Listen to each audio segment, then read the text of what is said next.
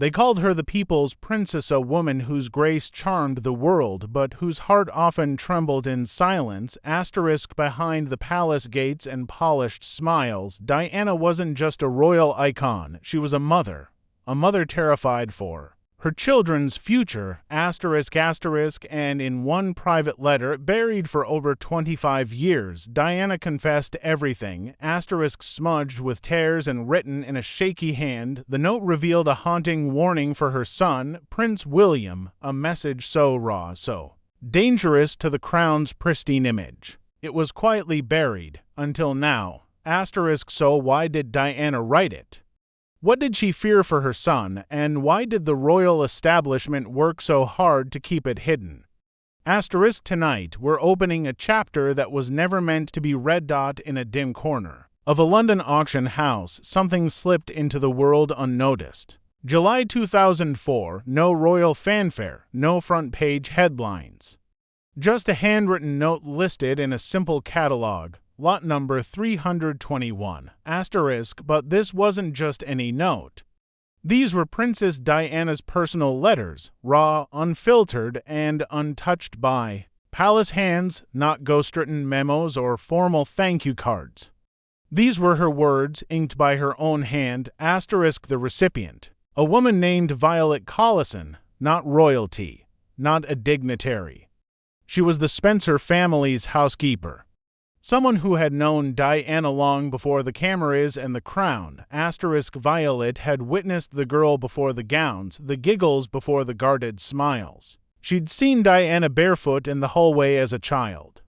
And now, decades later, she held the princess's fears. In ink, Diana's handwriting danced between elegance and chaos. When she was calm, it flowed like water. When she was frightened, the letters trembled, words crossed out and replaced, margins scribbled with doodles, little hearts, smiley faces, or tears blotted into the page. Like official correspondence, these letters carried no filter. They came from sleepless nights, from whispered fears, from a woman who wasn't allowed to speak freely in public. One letter stood out among them.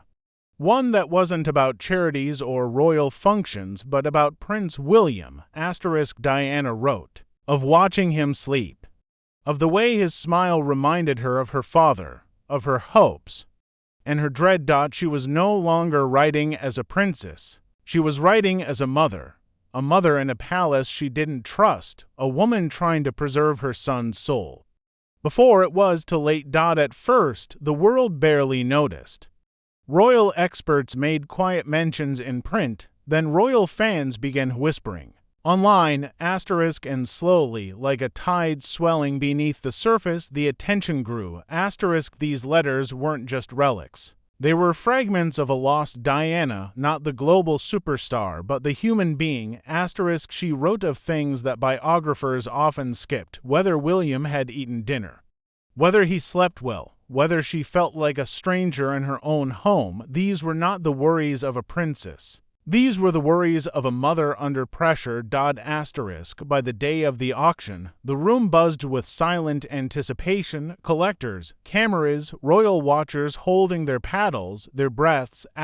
Everyone wanted a piece of a truth that had been kept hidden. One letter was dated July 8, 1981, just weeks before the wedding that would make her a princess. The world expected a nervous bride. But Diana's note was playful, light-hearted, even funny. She made jokes about the chaos in the palace, mentioned staff running around like headless chickens, said she was oddly calm. This wasn't the carefully polished version of Diana that the world saw on TV. This was a young woman, chatting like a friend, and as the years passed, her tone changed, the glamour faded. The motherhood deepened. Her letters began to chronicle tantrums, chicken pox, and bedtime stories. William refusing vegetables, Harry scratching bug bites. They were messy, real, chaotic, and deeply, deeply loving. Among all the letters, one has become legendary. June 21, 1989, Prince William's 7th birthday. The letter was addressed to Sergeant George Plum of the Special Escort Group. He had helped organize a surprise. Motorcycle display for William. On official Kensington Palace stationery, Diana wrote her thank you. Neat, warm, and heartfelt, but what made this note priceless wasn't just Diana's words. At the bottom, the extra signatures appeared. 1. Careful. 1 scribbled. William and Harry had signed it. Their childish handwriting turned this thank you into something far more powerful. A snapshot of innocence, of a moment frozen in time. No script. No rehearsal, just 3 people sitting together, writing a thank you note. Not as royals, but as a family. That letter wasn't just a thank you. It was a rebellion, because Diana wasn't following royal parenting protocol. She was tearing it up. For generations, royal children had been raised like mini monarchs. Formal, distant, cold. Nannies handled the day-to-day. Parents visited like guests. Diana shattered that model. She hugged, she laughed. She kneeled down to meet her sons eye-to-eye. Former bodyguard Ken Worf remembered Diana in disguise, sneaking into movie theaters with William and Harry, wigs, sunglasses, popcorn. One rainy day in 1993. She took them on the London Underground. Not a staged photo op, no security circus. She bought the tickets herself. Passengers blinked in disbelief as the Princess of Wales rode the tube like any ordinary mother, and that was the point. Diana didn't want her sons raised in ivory towers. She wanted them grounded, real, human. She didn't just take them to movies or on trains. She brought them to homeless shelters. She took them to visit children's hospitals, to meet the sick, the forgotten, the invisible. When William was just 10, she brought him face to face with those living on the streets, not to shock him, but to teach him. She believed the future king needed to see more than ballrooms and ceremony. He needed to see humanity. She refused the traditions of private tutors. William was enrolled in a regular preschool. Diana joined the other mothers on sports day. Not just to watch, she ran the race and won. The other moms laughed in disbelief. A princess, barefoot in the grass, laughing like a child herself. There were whispers behind palace doors. This wasn't how a royal mother behaved. Some said she was being reckless. Others called her naive. But Diana didn't flinch. She wasn't raising heirs to a throne. She was raising boys who could feel, who could love, who could see past the velvet curtains of royalty. When William was born in 1982, Diana was just 20, young, nervous, completely unprepared for motherhood in the spotlight. But she knew one thing, her son would not be raised by strangers. When the palace nurse tried to carry baby William to the nursery, Diana stopped her. He'd sleep beside her, not down the hall. And when others suggested wet nurses, Diana chose to breastfeed. It raised eyebrows, even the Queen Mother seemed unsure. But Diana stood firm. She named him William, not some grand ancestral name, but something warm, friendly. She wanted him to be loved not just as a prince, but as a person. 6 weeks after William was born, Charles had a royal tour scheduled for Australia. Traditionally, new royal mothers stayed behind. Diana said no. If Charles went, she and William would go too. No royal baby had ever traveled so far, so soon.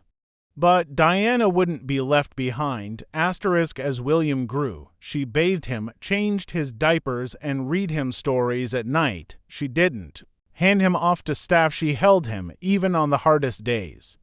When Harry was born, she kept the same rhythm. She refused evening galas if it meant missing bedtime. She taught them how to make their beds, prepare simple meals, even tidy their rooms, no special treatment. Just life skills like any other mother would teach. Palace aides whispered, puzzled by her behavior. Royals didn't do these things. Diana didn't care. She wanted her boys to know her not as a symbol but as a mom. She once joked to a staff member, "You might not want to look after my boys. They can be little terrors." but there was always love in the way she spoke. Of them, always warmth, always joy. The corridors of Kensington Palace echoed not just with ceremony but with laughter. Then the laughter began to fade.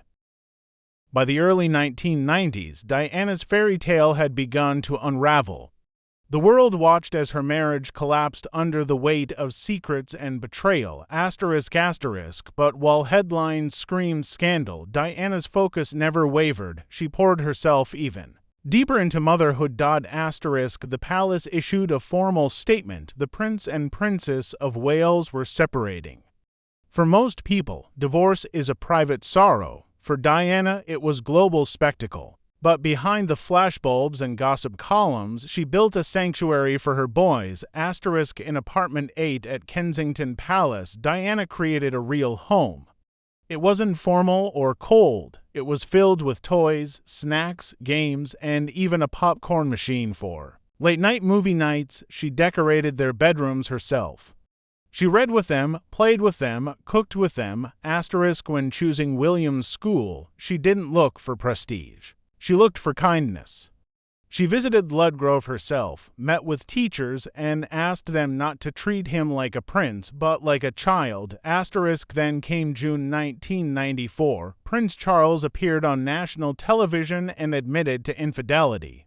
Diana was devastated, but her first thought was the boys. That night, she turned off the televisions. She played board games with William and Harry. She laughed with them, shielded them, distracted them from the storm outside. The next morning, she drove them to school herself, hiding the tabloids so their young eyes wouldn't see their fathers. Betrayal in bold headlines. In November 1995, Diana sat down for an interview that shook the monarchy. She opened up, revealed her truth. She didn't tell William or Harry until after the broadcast. She made sure they were at school, protected from the immediate chaos. But when they returned, she spoke to them quietly, one by one, explaining what had happened in a way that a child could understand. She never spoke badly of Charles in front of them. Not once, even as her heart was breaking. She refused to poison theirs. That was her line in the sand. When the divorce was finalized in 1996, Diana lost her title, her Royal Highness. On paper, it meant she would have to curtsy to her ex-husband. And one day, her own son, but she didn't care. She still had her most important title, Mother. She worked even harder to build a stable life for William and Harry. She coordinated visits with Charles, rearranged her public schedule to be available whenever her boys needed her. No royal security team, no grand protection. Just Diana finding quiet ways to give her children ordinary moments. She'd take them out early in the mornings when the streets were empty. Shopkeepers would quietly unlock the back entrances so the boys could have a moment of normalcy. No cameras, no chaos, just a few minutes of peace. She wrote letters during that time, letters where her voice cracked through the ink. She wrote about William's growing sense of responsibility, about Harry's sensitive soul. She wrote about her fear that one would lose himself in duty and the other in shadow. She also wrote about the danger she felt. Some letters hinted that she believed someone might try to harm her. Not in vague terms, she named her fear directly. Whether those fears were founded or not, we'll never know, but she felt it. That much is clear. Still, she didn't stop. In January 1997, Diana traveled to Angola. She walked through an active minefield. Not behind a rope, not from a safe distance. She wore a helmet and a vest and walked where limbs had been lost. She held a child who had been disfigured by an explosion. The cameras captured her tears. That moment changed policy, changed lives, because she dared to walk where no royal ever had. Not in diamonds, in boots and body armor. Back in London, she was preparing William and Harry for the future. She told them that royalty was not about power, it was about service. That a crown didn't make you noble, your actions did. Then came August 31st, 1997, *, a black car raced through the Pont de l'Alma tunnel in Paris, the chase. The crash, the silence, Princess Diana was gone. William was 15, Harry just 12, *, the world stopped. Streets overflowed with flowers, a nation cried. But nothing could compare to the grief of two boys walking behind their mother's coffin. Millions watched. But for them, the world had narrowed to that single moment, step by step, heart by shattered heart, *, and yet Diana's voice didn't vanish. It lived on, in the letters, in the memories, in the choices her sons would one day make, *, even now. Years later, we're still discovering pieces of her truth. Fragments of a life that was more than tiaras and tabloids. A woman who defied protocol, exposed injustice, and, above all, loved, *, loved with the ferocity of a lioness. Protected with the gentleness of a lullaby, *, and when we read her letters, we hear not just a princess, but a whisper, a plea, a promise. If a few hidden pages can reveal this much, imagine what still lies behind the palace walls. Maybe that's why these letters matter so much. They weren't just words scribbled in ink, they were a form of quiet rebellion, a lifeline from mother to son. A time capsule that captured who Diana truly was when no one was watching, *, and they raise an uncomfortable question: what else is being hidden? If these notes, tucked away in a private auction, could alter our entire view of the most famous woman of the 20th century, what truths remain sealed in drawers, in vaults, in the hands of people who swore never to reveal them? *, why was the palace so eager to keep some of these letters out of the public eye? Why were certain exchanges between Diana and her closest friends, her sons, and even palace staff deemed sensitive? And why did it take decades for even fragments of her story to emerge? *, there are reports of additional letters, some never seen, some rumored to exist only as whispers in royal hallways. Letters that allegedly outline fears of surveillance, *, letters that warn of manipulation. One note, reportedly given to a close friend, suggested she believed there was a plan to stage an accident. Many dismissed it, others didn't, *, but facts aside, one truth remains impossible to deny. Diana knew she was walking a thin line. She lived inside a gilded cage, one that glittered for the cameras but creaked at night when no one was listening. She feared for her privacy, for her freedom, for her boys, *, and in the absence of power, she used the only tool she could, her voice on paper. She wrote not just to confide, but to survive. *, in the years since her passing, the monarchy has evolved. William and Harry are no longer boys in the shadows of grief. They are men, public figures. And in many ways, they are her legacy walking in real time. * William, the steady heir, reserved, dignified, guided by duty. The crown's future. Harry, the outlier, passionate, unfiltered, willing to walk away from the very system that defined his birth. * Two different paths, but both shaped by the same mother. * Even in their most public decisions, you can trace Diana's influence, her commitment to mental health, her insistence on service before spectacle, her deep discomfort with the institution's obsession with image. * When Harry spoke of isolation, of feeling trapped, echoes of Diana's old interviews rang through. When William publicly praised frontline workers and quietly visited hospitals during crises, the same compassion she modeled for him appeared again. * She planted seeds. And even if some were buried, they've started to grow. * And that's perhaps the deepest mystery of all. Diana never got to see how her story would end. She never watched her sons become men. Never saw the world finally start to see her not as a tragic figure, but as a transformative one. * But maybe that was the point. She wasn't writing to be remembered. She was writing to remind. Remind her sons of who they were, where they came from, what mattered. * And remind the world gently, fiercely, that behind every crown is a human heart. So when we read these letters today, we aren't just peering into the past. We're witnessing something still unfolding, a mother's voice. Still echoing across decades. A royal truth, still pushing against silence, and a question, still unanswered. If this is what Diana left behind in just a few handwritten pages. What else have we not been allowed to see? Let us know your thoughts below. Do you believe more of Diana's truths remain hidden? Could her letters unlock more secrets then? We've been told, leave a comment, hit like if her story moved you, and subscribe for more stories just like this, where silence is broken, truth is unearthed, and history is rewritten. One untold story at a time, and if you're ready to dive deeper into another royal mystery, click the next video on your screen. You're not going to believe what we found next.